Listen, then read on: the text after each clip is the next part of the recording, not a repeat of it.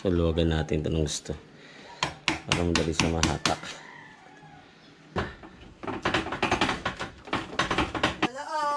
Yun o.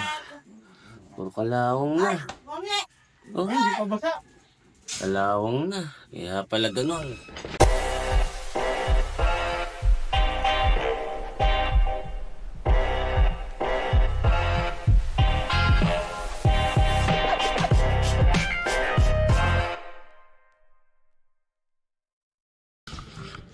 Hello mga guys, ngayon ay mag-DIY tayo ng ating NMAX, itong ating motor at ating titingnan kung okay pa yung knuckle bearing kasi kada preno ko, napapansin ko, maalog.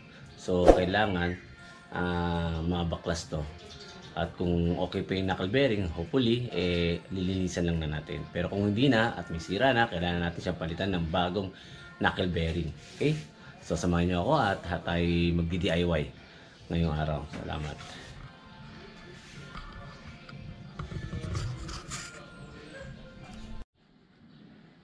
Yan na, nabaklas na natin itong dito sa harapan para magkaroon maluwag na lugar para mabaklas natin itong steering niya. So yan. Ayan siya, umuuga. Lakas ng uga niya. So kailangan natin tanggalin yan at para makita natin kung sira na ba o kailangan ng linis o ng grasa. So yan siya, tayo yung umuuga.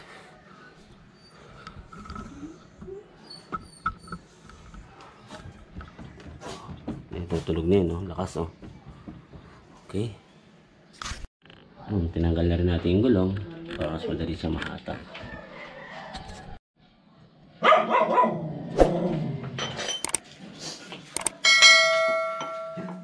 Logo muna natin dito.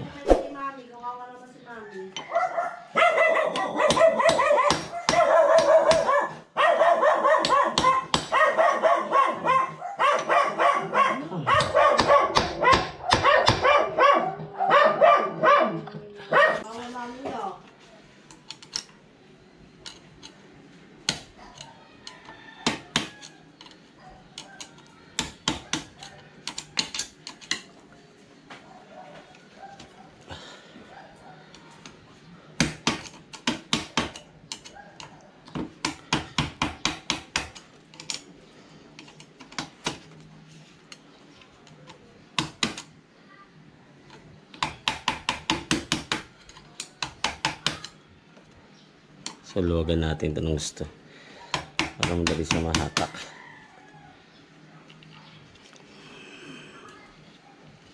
Yan, okay.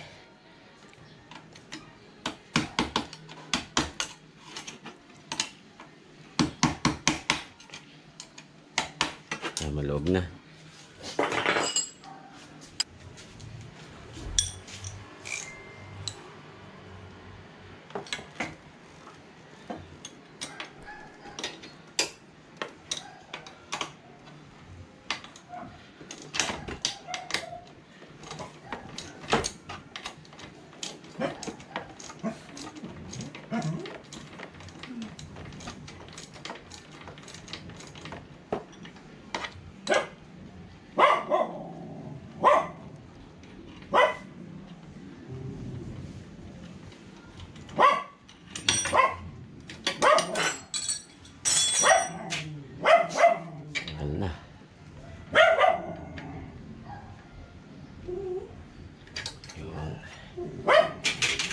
Okay. Try natin siyang hatakin.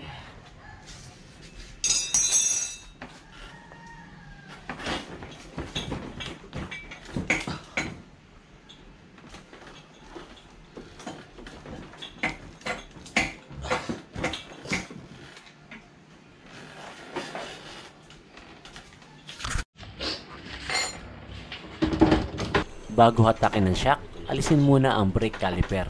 Gayon din ang busina kung kayo ay naka-stock horn pa. Tinanggal muna natin yung shock para mas madali siyang butin. Ayan na. Yun o. Puro kalawang na. Oh, hindi pa basa. Kalawang na. Kaya pala ganun. Yan, sira na nga. Sira na. Oh. Kailangan palitan to. Sira na. Palit ka na lang. Palit na. Luwag oh. Sira Ano yan, maluwag oh. Ayan oh. Tanggal na yung bearing oh. Sobrang kalawang na. So, tagal na rin kasi to. So, yan na. Tanggal na natin yung ano, steering. Ito yung kanyang lock. So, dapat kung ano yung pagkakatanggal mo. Ganyan din dapat. Kakasunod-sunod. Okay, tabi na muna natin to.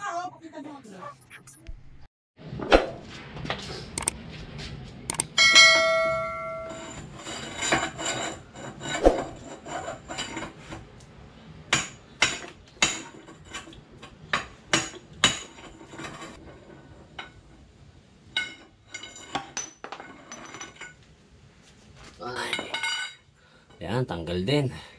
So, palitan natin ito ng bago. So, na rin, yun. Tanggalin naman natin yung sa ibabaw.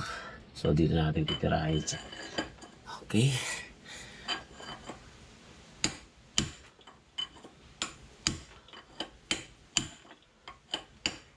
Okay, tanggal na.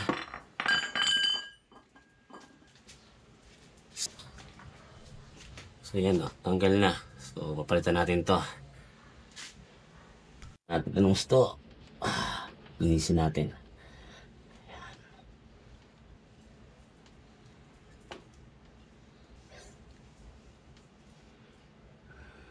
Lagyan natin siya ng grasa.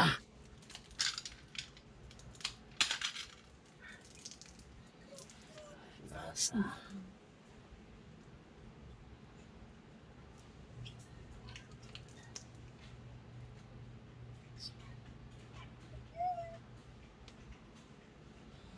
Okay. Ayan natin ito. Ito yung bago. So, yan. So, ito yung luma. Gamitin natin para pantay sa masira yung bago. Pupull natin siya. Siguraduhin pantay ang pagkakalapat nito para hindi agad masira.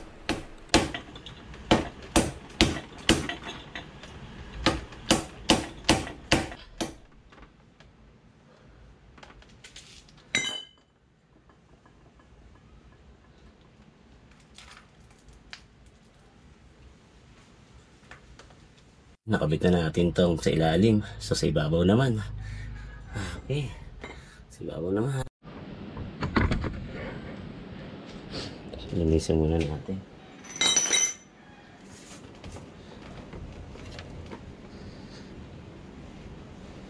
At lagyan natin ng grasa.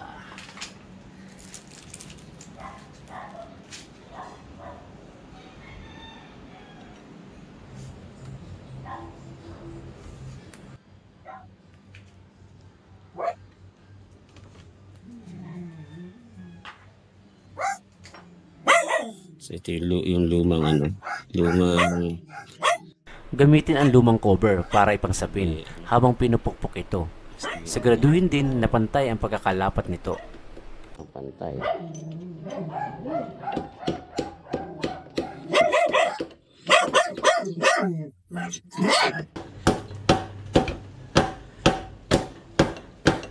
Okay.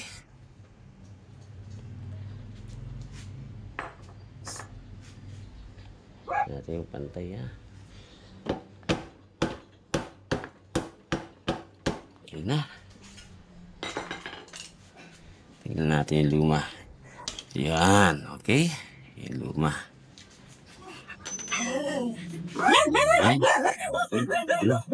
Yan. Okay.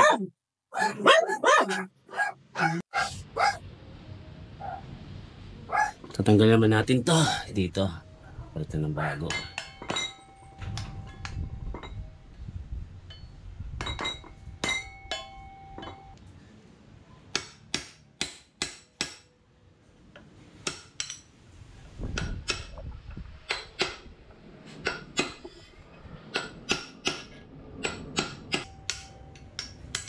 Oh, wala. Ano? Sira na. So, linisan natin to. Puro wala ako. Okay.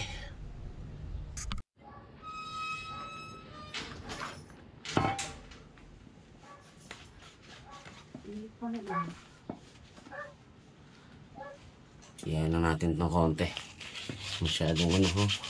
Pinalawang ng gusto.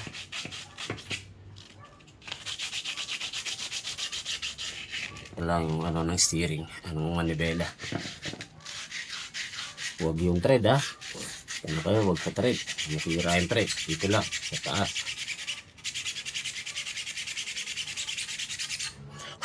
Wala akong eh. Ano yung sinabi agad?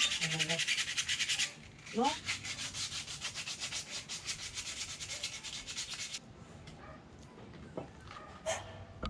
Isa ba? Sige.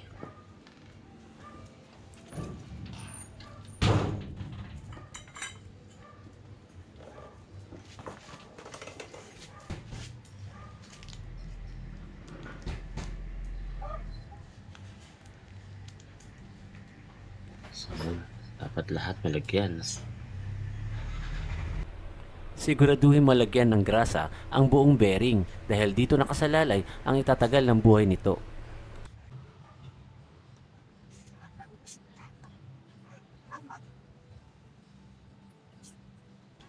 Ito, lagyan natin ito doon. Kabitin natin dito. Yeah. Yan. Tapos yung luma, tanggal ito. Ayan, yan ang gagamitin natin. Pang ano, hindi masira yung gago.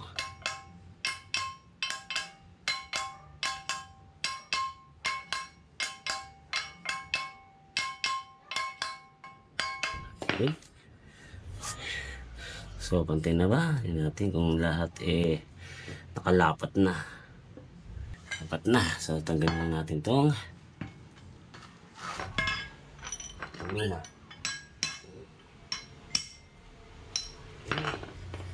Ayan, tanggal na. So, yan siya.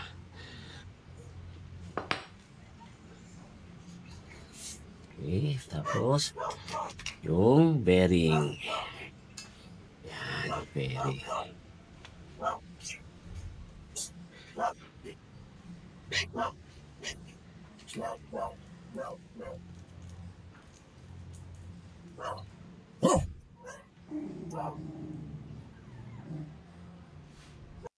Kapit na natin. So lahat may grasa na. Importante may grasa.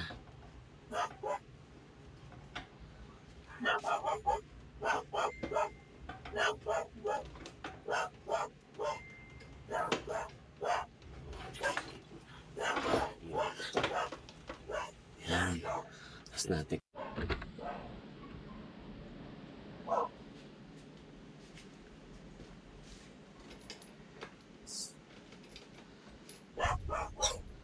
So kung ano yung pagkaka-arrange nito, kasunod-sunod ng panghigpit na yan, kailangan ganun din. Pag binilik.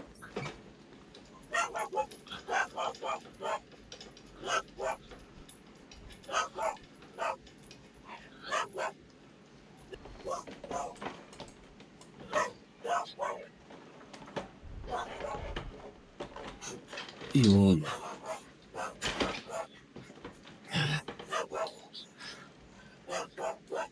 Okay. So, ano natin ano?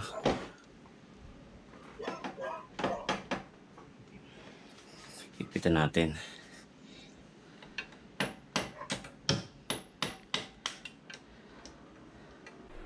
Siguraduhin na tamang-tama lang ang pagkakahigpit ng lock para di maging mahirap ipaling ang manibela. At ibalik rin ang cover na goma nito para maiwasan ang pagpasok ng mga dumi at tubig dito. Higpitan na natin to at subukan natin gagalaw siya pag tataan nyo sa ilalim dito. Wala na siyang uga. Okay, wala na uga. So kabit na natin to. Lagyan natin ng tornilyo.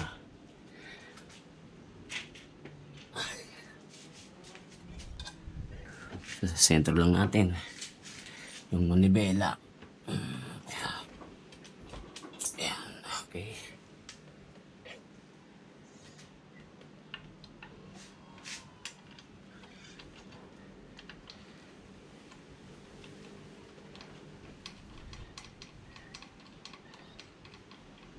Okay. Sasigpitan lang natin. Tingnan natin. Sakto ba?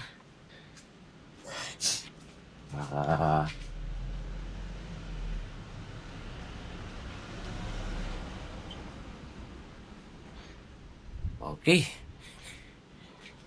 Sa alignment naman siya.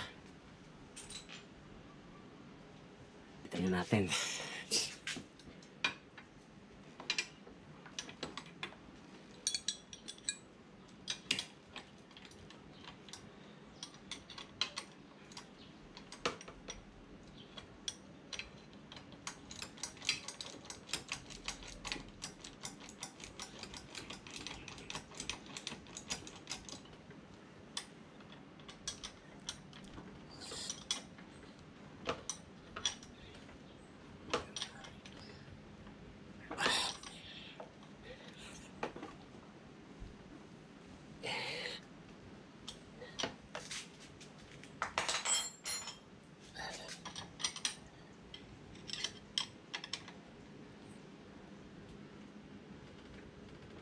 Okay. Yan mga guys, natapos ko na rin palitan ang knuckle bearing ng aking motor. Thank you for watching.